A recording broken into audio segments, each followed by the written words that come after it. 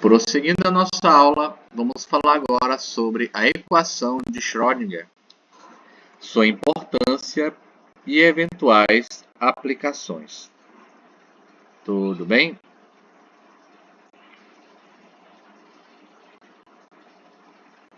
No ano de 1926, o físico Erwin Schrödinger desenvolveu uma equação que descreve a evolução da função de onda. O que nós precisamos saber? Que a equação de Schrödinger é uma das ideias centrais da mecânica quântica. Nós que estudamos a equação de Newton lá em dinâmica, né, e vê a importância dela com relação aos movimentos, a equação de Schrödinger desempenha um papel semelhante ao que a segunda lei de Newton desempenha na física clássica, né, porque ela permite prever como um sistema físico evolui ao longo do tempo. Então, inicialmente, como falei anteriormente, né, ela foi proposta por Schrödinger, físico austríaco, em 1926. Esta equação vai descrever o comportamento quântico da matéria, ou seja, ela vai determinar como a função de onda psi de uma partícula evolui no espaço-tempo. Vale citar que Schrödinger foi um dos fundadores da mecânica quântica moderna, né? Então ele revolucionou a ciência ao formular a mecânica ondulatória e ele obteve o Prêmio Nobel de Física em 1933, tá certo? Outro detalhe que posso citar também é que ele é famoso, né, em toda a cultura por criar o paradoxo do gato de Schrödinger. Eu acredito que todos os senhores já ouviram falar.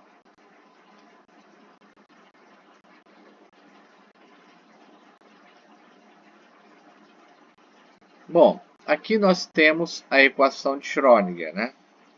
A equação, a função de onda, ela não representa diretamente a matéria, né?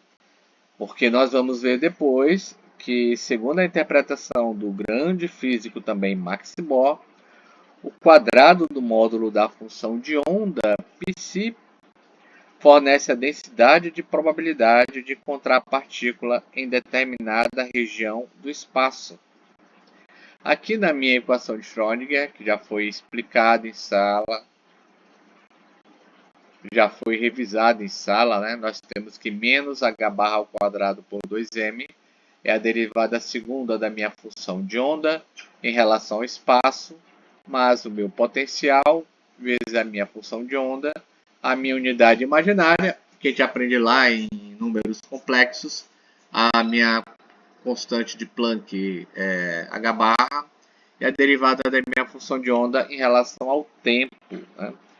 Existem duas formas principais da equação, né? Uma que ela é dependente do tempo, usada para estudar a evolução temporal dos sistemas, e outra independente do tempo, quando o potencial não varia com o tempo e nós precisamos encontrar os estados estacionários e os níveis de energia permitido, de tal forma que nós temos que Hψ é igual a Epsi, né?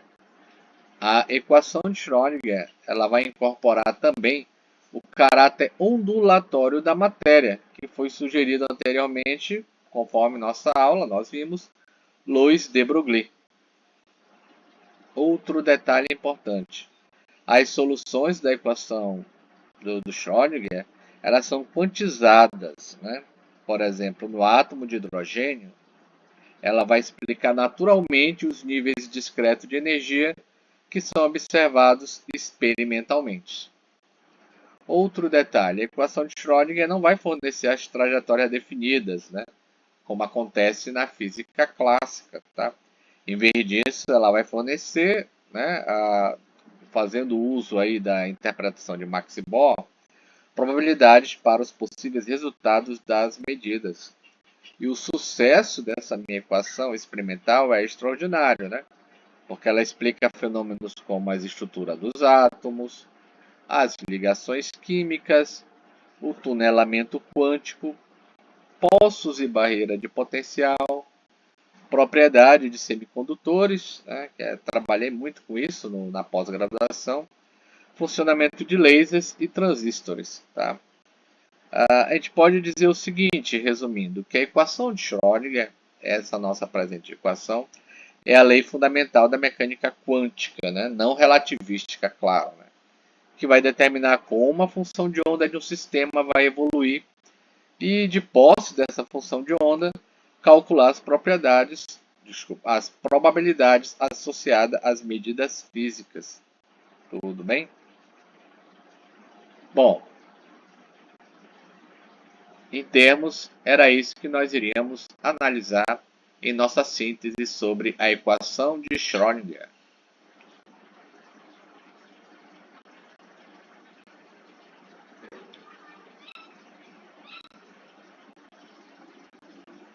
Bom, pessoal, então é isso. Chega aqui o nosso resumo, síntese da equação de Schrödinger. Bons estudos, até a nossa próxima aula. Até mais. Tchau, tchau.